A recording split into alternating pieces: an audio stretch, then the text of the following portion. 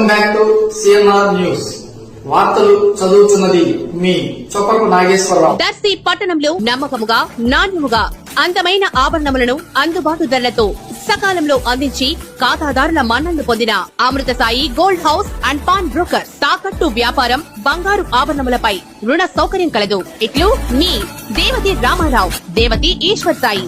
Amrutha Sai gold house and pawn broker, గడియార స్తంభం వద్ద, కురిచేడు రోడ్, దర్శి.